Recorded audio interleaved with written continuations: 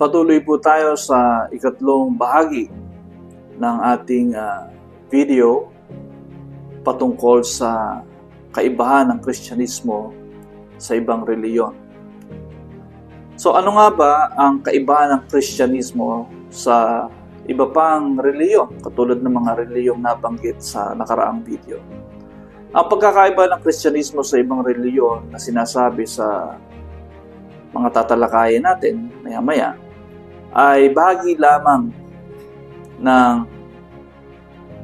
kabuuan, mga aral na makikita nating iba sa ibang turo ng ibang reliyon. At ito ay nagsisimula sa konsepto ng kaligtasan. So ito yung dividing line. Ito yung guhit, na nagbibigay ng pagkakaiba o naghahati, nagbubukod mula sa ibang reliyon at Kristyanismo. So sa Kristyanismo, ito yung kaibahan natin. Ang kaligtasan ay natatamo. Ibig sabihin, nakakamit sa pamamagitan lamang ng pananampalataya sa ginawang pagbabayad ni Kristo para sa ating mga kasalanan. So dito, ang salvation sa Christianity is through faith kay Jesus. Faith na si Jesus ay namatay sa krus para bayaran ang ating kasalanan. Sa madaling sabi, ang Kristyanismo lamang ang relihiyon na nagtuturo ng kasiguraduhan ng kaligtasan, sapagkat naliligtas tayo hindi dahil sa ginawa natin, kundi dahil sa ginawa ni Kristo doon sa krus, na namatay siya para bayaran ang ating kasalanan, na ang kinakailangan lang natin ay sampalatayanan iyon. At habang tayo ay sumasampalataya, ang kapangyarihan ng salita ng Panginoon, ang banal na Espiritu ang tutulong sa atin para tayo ay patuloy na magkaroon ng pagbabago sa buhay. Kaya kaligtasan sa Kristyanismo ay tama, pagpunta sa langit, kasama ang Diyos sa walang hanggan, at maging masaya sa Kanyang presensya at matamo ang Kanyang mga pangako maging dito sa buhay natin ngayon.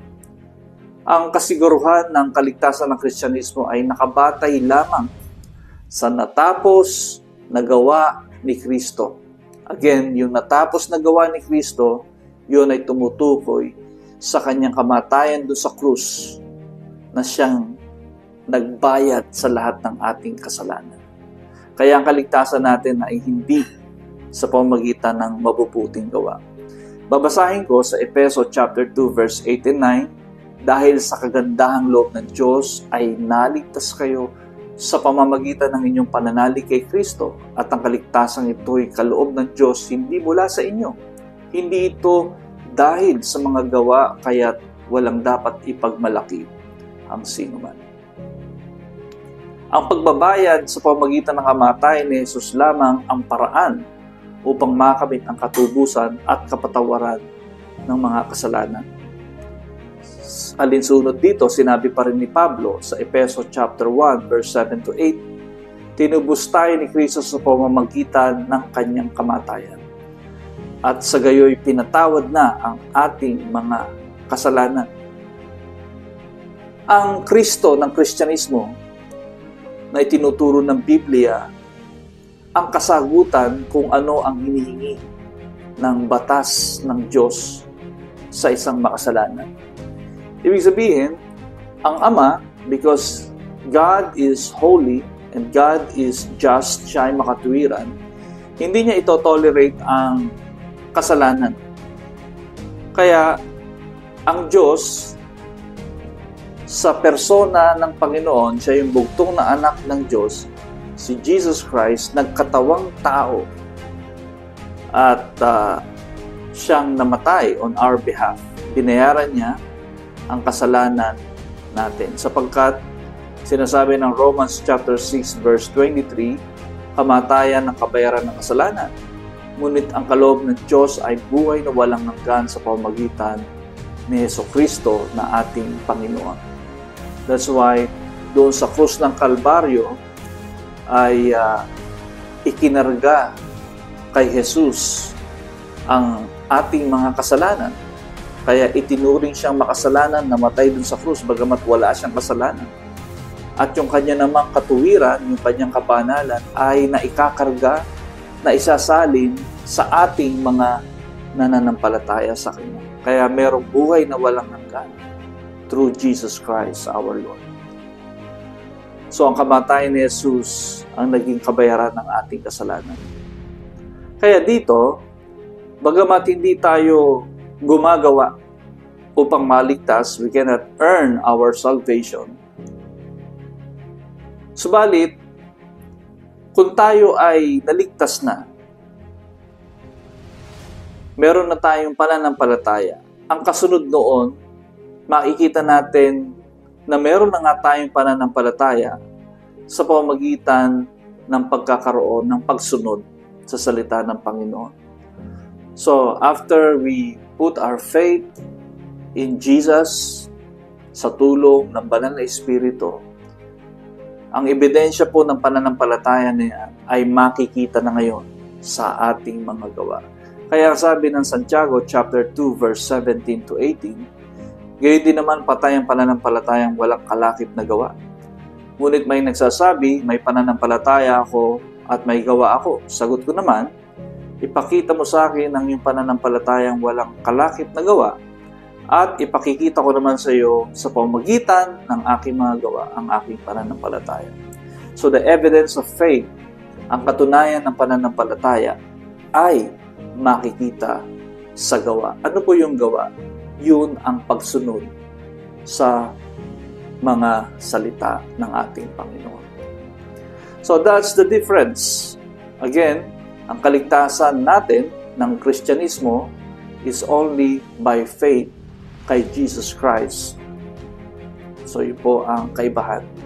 We are not working on our salvation, kundi si Jesus ang nag-work para sa kaligtasan natin. We just have to believe in Him. Kailangan lang natin pagtiwalaan ng buo, sampalatayanan ng buo ang ginawa ni Kristo para sa atin. Pangalawang kaibahan ng Kristyanismo sa ibang relihiyon.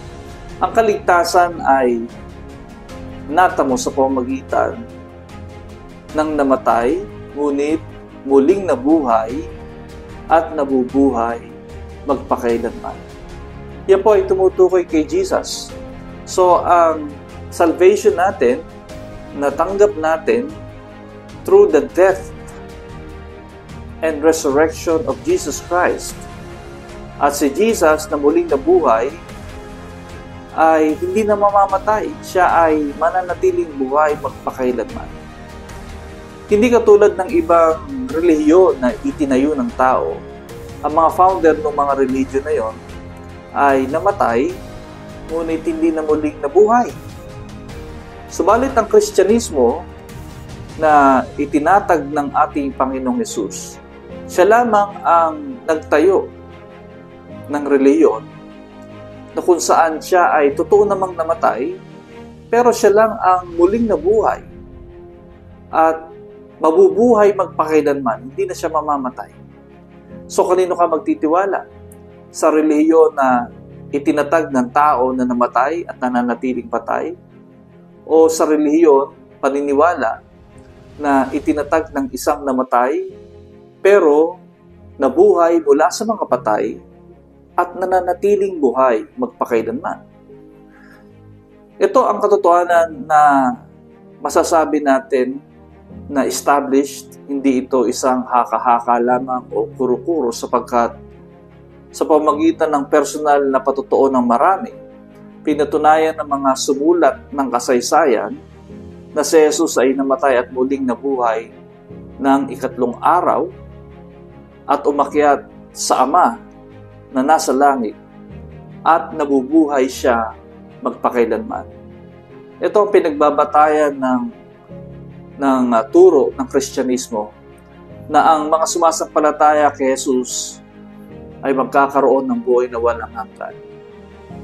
Ang sabi nga ni Apostol Pablo, makikita natin ito sa unang Korinto, chapter 15, verse 2 hanggang 8. Ang sabi ron, sa pamamagitan nito'y naligtas kayo kung matatag kayong nananangan sa salitang ipinangaral ko sa inyo. Liban na nga lamang kung kayo'y sumasampalataya na di iniisip ang inyong sinasampalatayanan.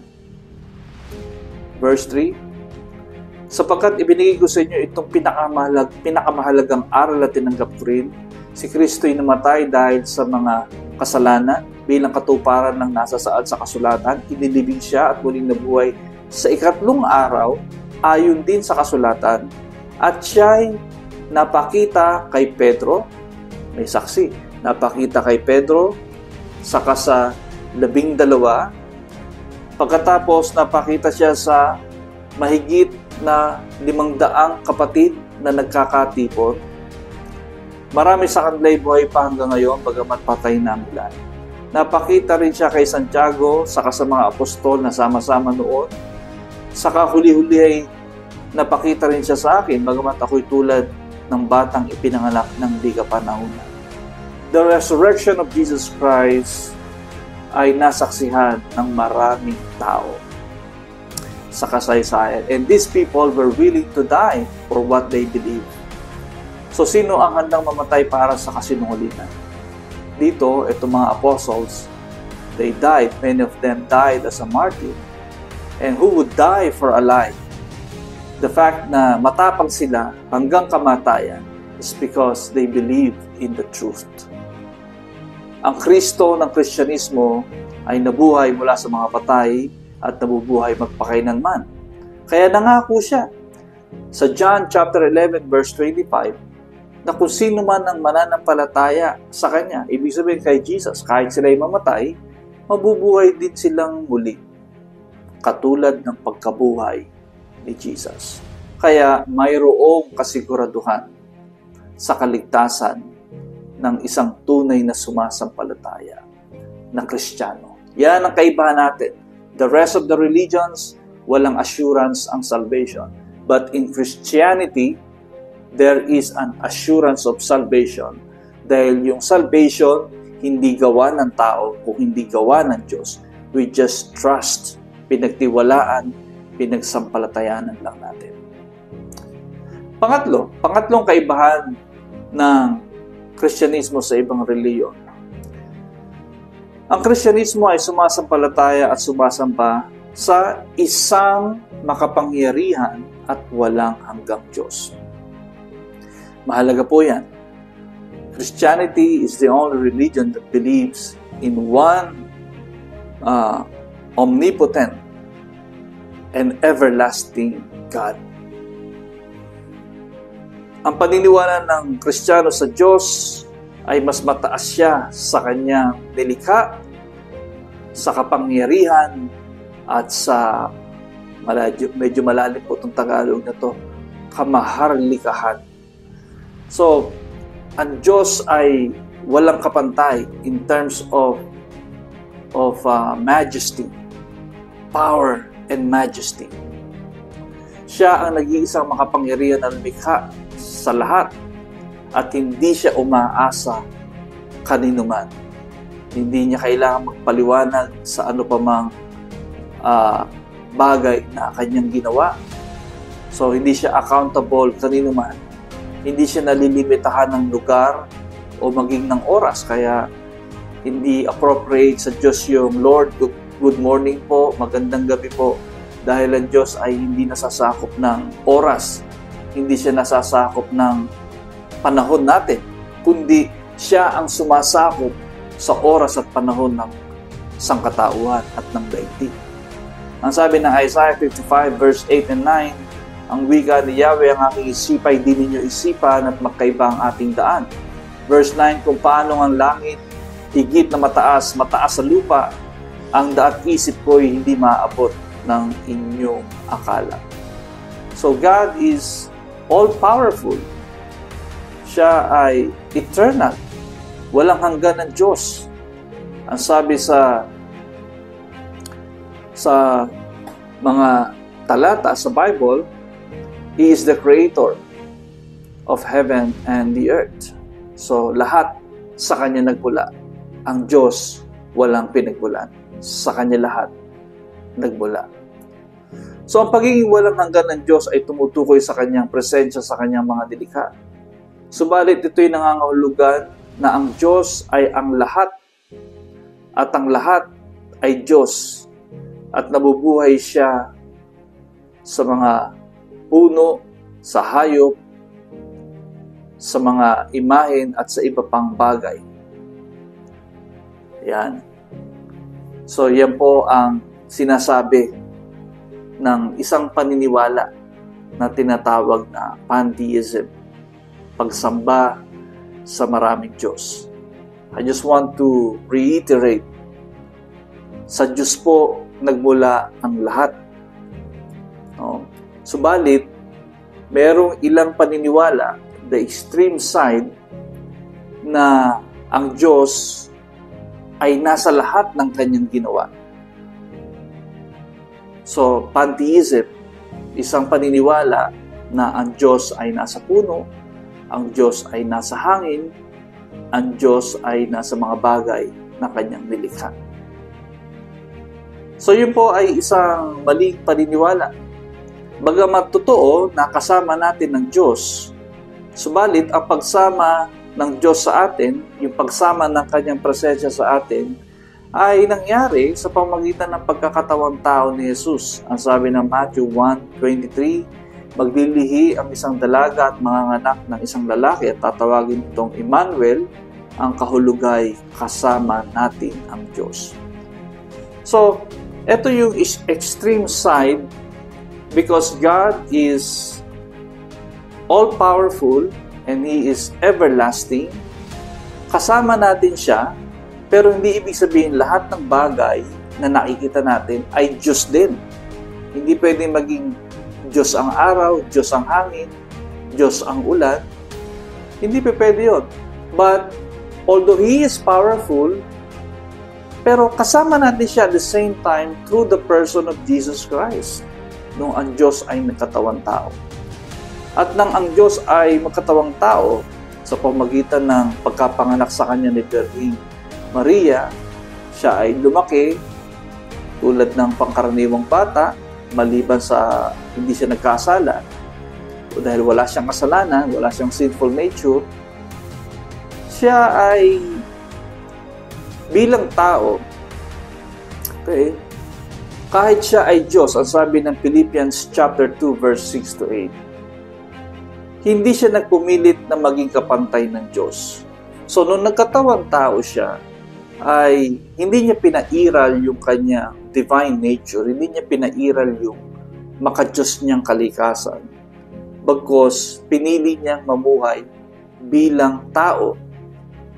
Binitawan Niya, sabi sa verse 7, chapter 2 ng Pilipos, kusa Niyang binitawan ang karapatan Niyang ito. Ano yung ito? Yung pagiging Diyos Niya. At namuhay na isang alipin, ipinanganak Siyang tulad ng isang karaniwang tao. Siya'y nagpakababa, naging masunurin hanggang kamatayan sa krus. So, kaya hindi Niya pinairal yung Kanyang pagiging Diyos, bagkus pinairal Niya yung kalikasan ng isang tao upang Siya ay mamatay doon sa krus. Dahil sa kamatayan na yan sa krus ng Kalbaryo, doon nagkaroon ng kabayaran ng kasalanan ng sangkatauhan. Nang si Jesus ay muling nabuhay ng 3 araw, ang kalikasan Niya ay Diyos-tao. Ibig sabihin, nananatili na ang Kanyang kalikasan bilang Diyos-tao dahil nagkatawang tao ay magkasama na, intact, yung human nature and divine nature. Although hindi naman talaga naghiwalay yun nung siya'y nagkatawang tao, hindi lang Niya pinairal, kusa Niyang sinupil yung Kanyang kalikasan bilang Diyos.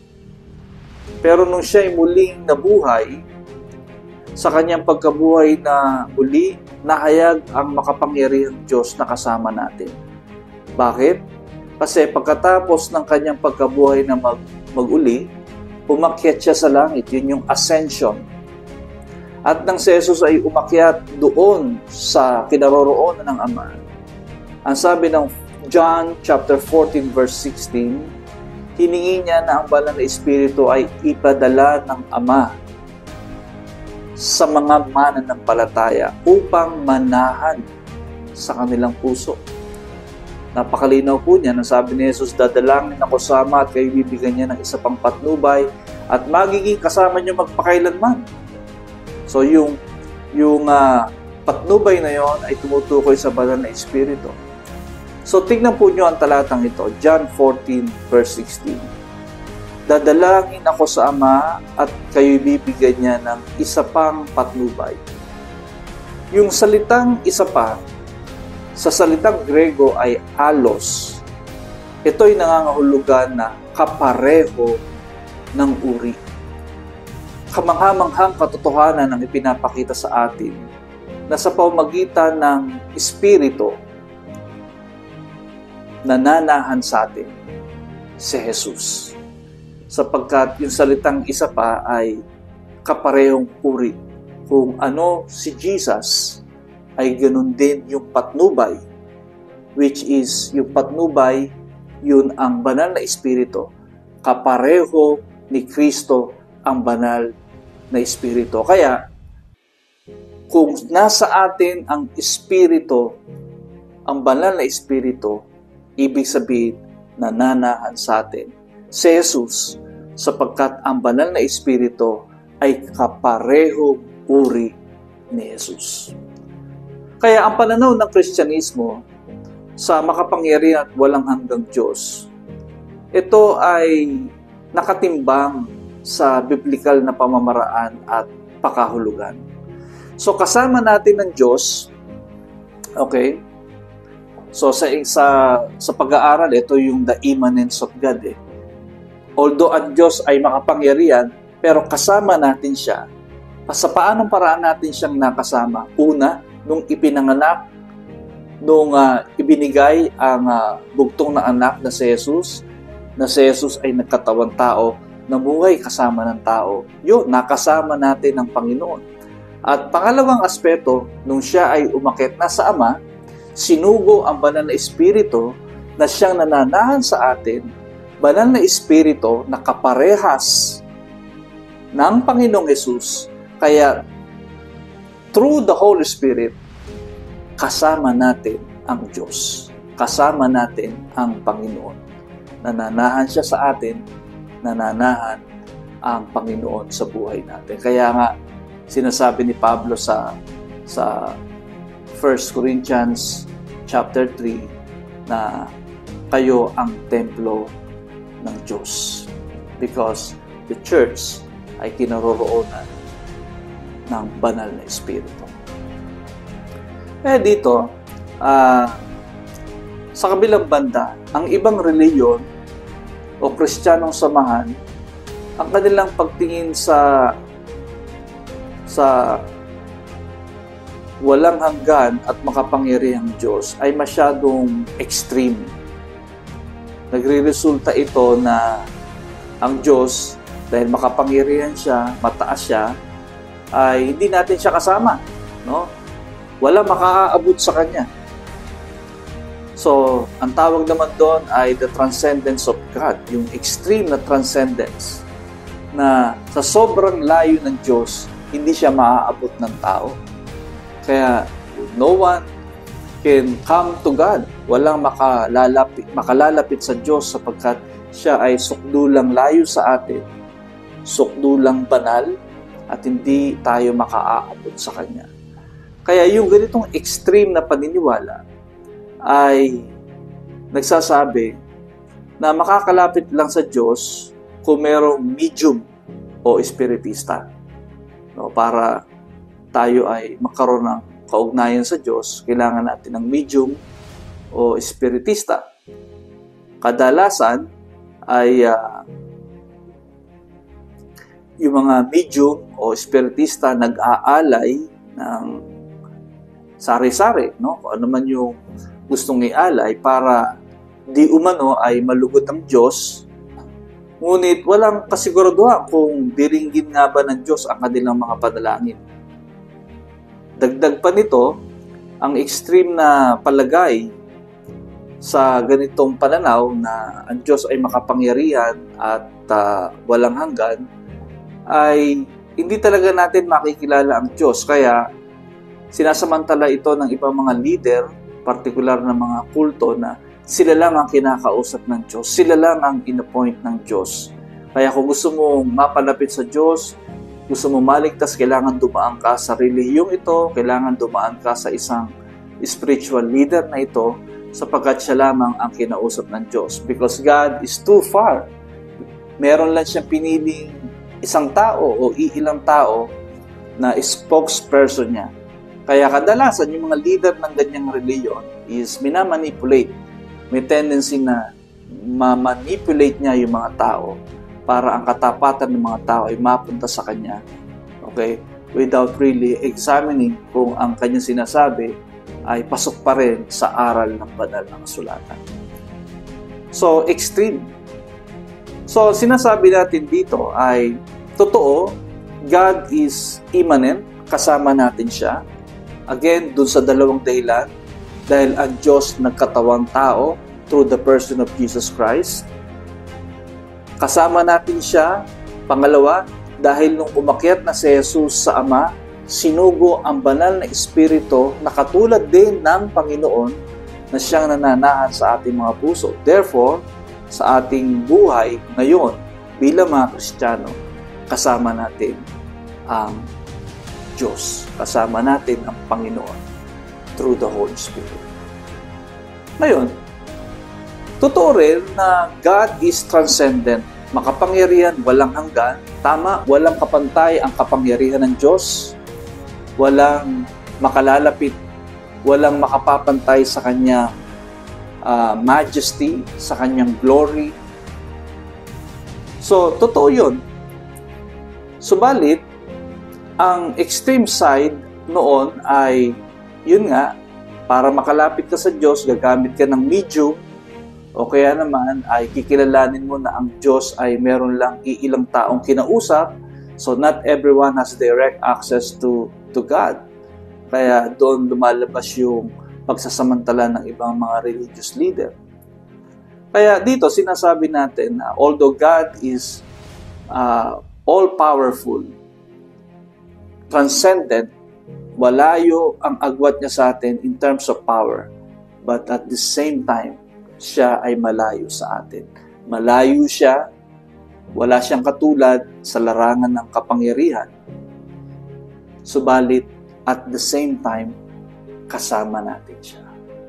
Through the person of Jesus Christ and through the Holy Spirit.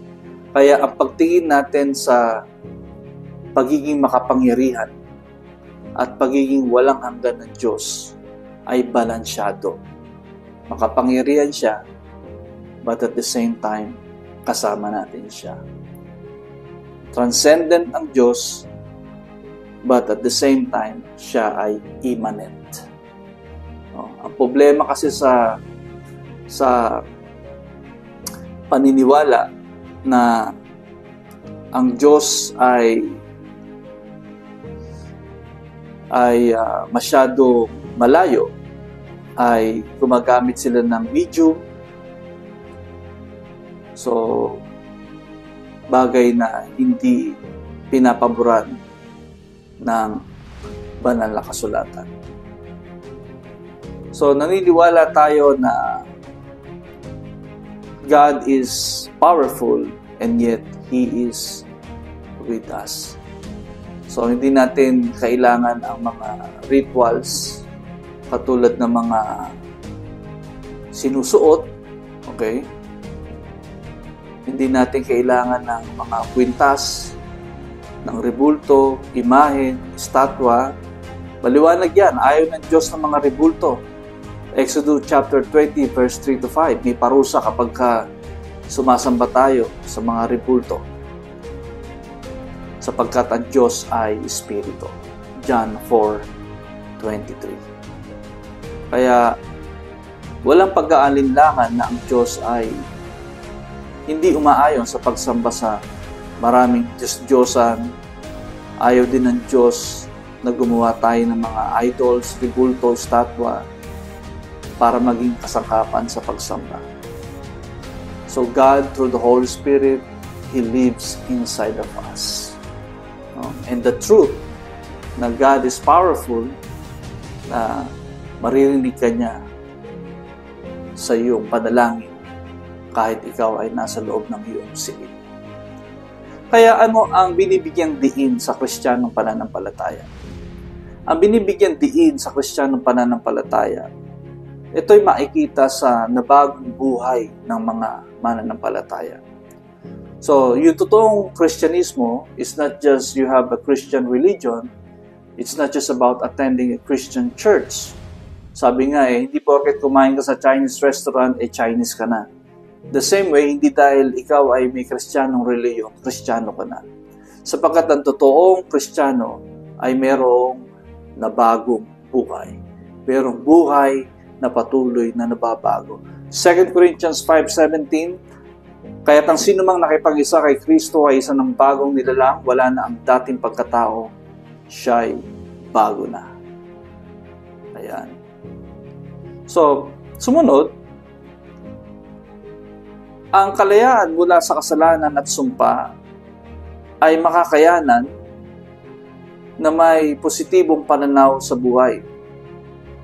Ibig sabihin, kaya tayo nagkakaroon ng bagong buhay, pwede tayong magkaroon ng pagtatagumpay, sapagkat itinuturing tayo ng Diyos. Through faith in Jesus, itinuturing tayo mga anak ng Diyos.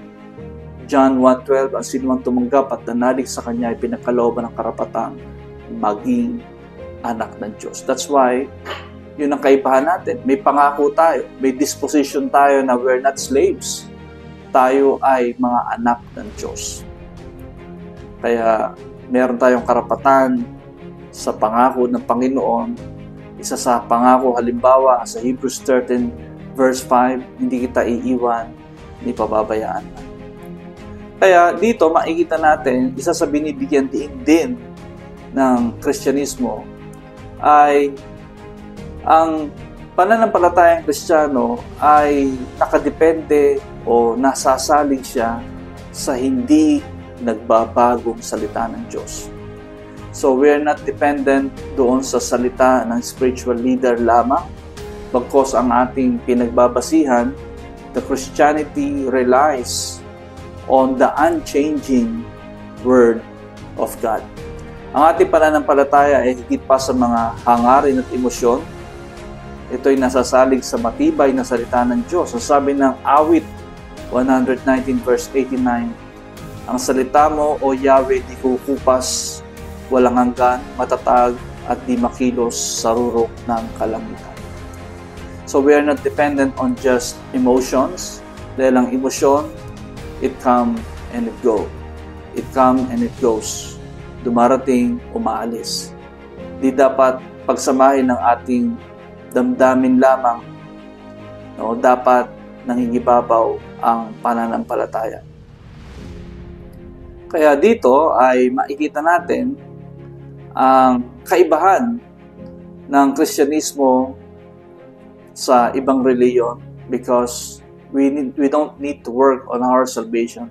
It is Jesus who does the work for us. He paid the penalty of our sins. Binayaran niya ang ating kasalanan. Si Jesus ang gumawa ng ating kaligtasan. At tinatanggap lang natin yon sa pamamagitan ng pananampalataya. And what is amazing, kapag tinanggap natin yon through faith, the Word of God works simultaneously in our lives. Kaya nagkakaroon tayo ng desire, binabago ng salita ng Panginoon, binabago ng Holy Spirit yung mga desire sa puso natin. Nagkakaroon tayo ng hangarin na sumunod sa Kanyang mga salita. Kaya pag-usapan po natin ang ilang mga questions for discussion. God bless everyone.